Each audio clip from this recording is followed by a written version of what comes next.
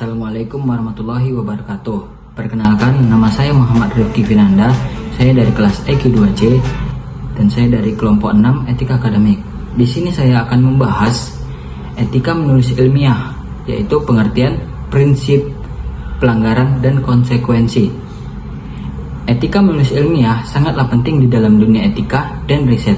Intinya, etika ini jadi dasar agar penulisan karya ilmiah dilakukan secara jujur dan bertanggung jawab.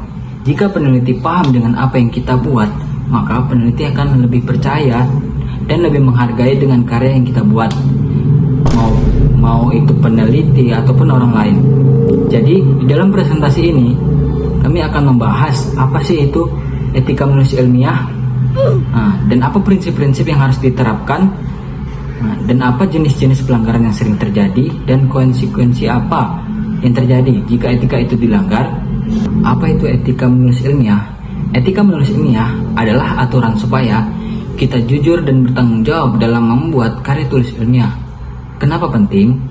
Karena agar tulisan kita terlihat asli dan tidak membohongi data, tidak mencontek, dan karya kita dapat lebih dihargai. Prinsip-prinsip dasar etika menulis ilmiah. Yang pertama, kejujuran. Nulis dengan apa adanya, jangan dibuat-buat, jangan hasil karangan sendiri. Nah, selanjutnya, yang kedua adalah objektif.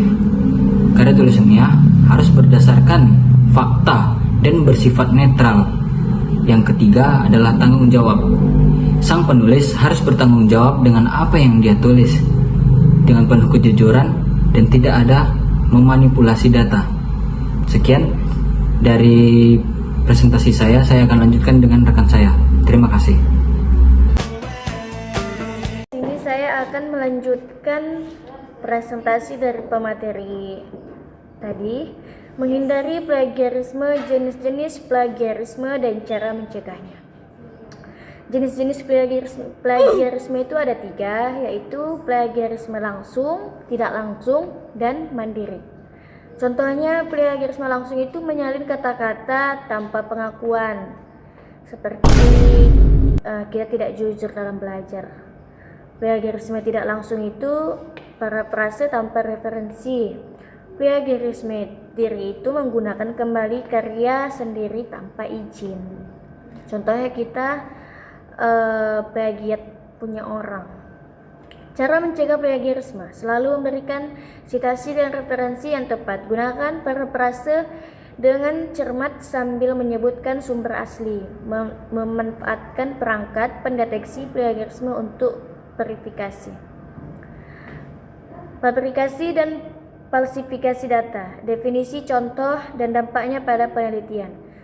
Fabrikasi data: menciptakan data atau hasil penelitian yang tidak benar untuk mendukung hipotesis atau tujuan tertentu. Contoh, memalsukan angka hasil eksperimen tanpa melakukan eksperimen yang sebenarnya. Dan falsifikasi data: memanipulasi atau mengubah data asli agar sesuai dengan hasil yang diinginkan. Contoh, menghapus atau memodifikasi data yang tidak mendukung teori penelitian.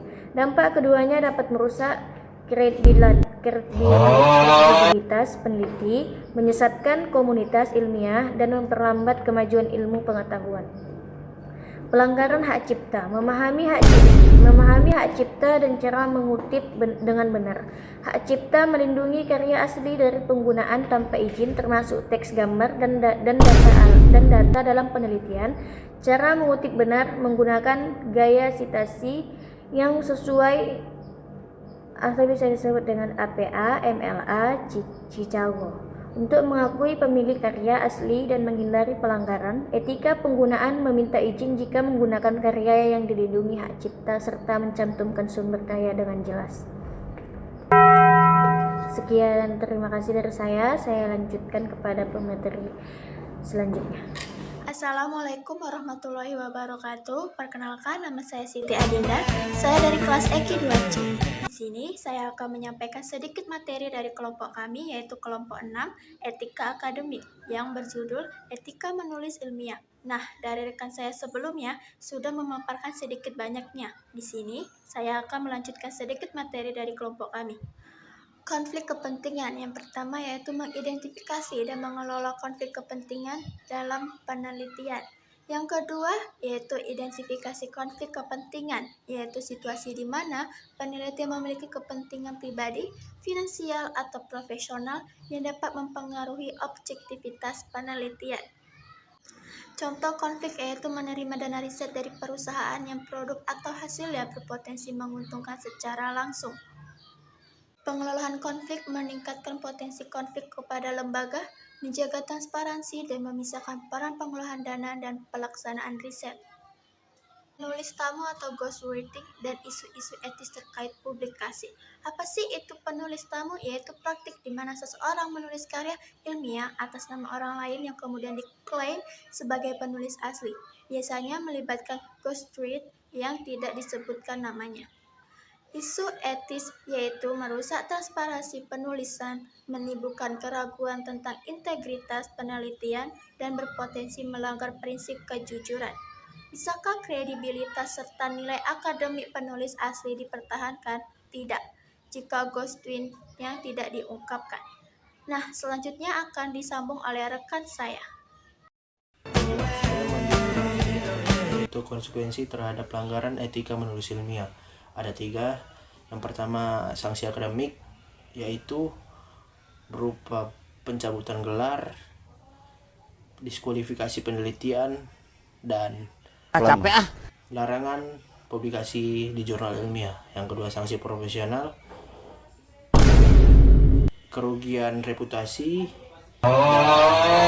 kehilangan peluang karir. Yang terakhir yaitu efek terhadap ilmu pengetahuan, yaitu bisa menghambat perkembangan suatu ilmu pengetahuan yang sehat.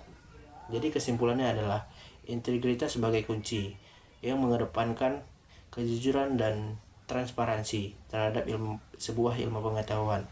Yang kedua yaitu etika sebagai landasan, menjadi panduan setiap tahap penelitian agar sesuai standar ilmiah dan moral. Dengan kita menerapkan etika dalam menulis ilmiah, kita membangun fondasi yang kuat untuk sebuah ilmu pengetahuan yang bermanfaat dan terpercaya.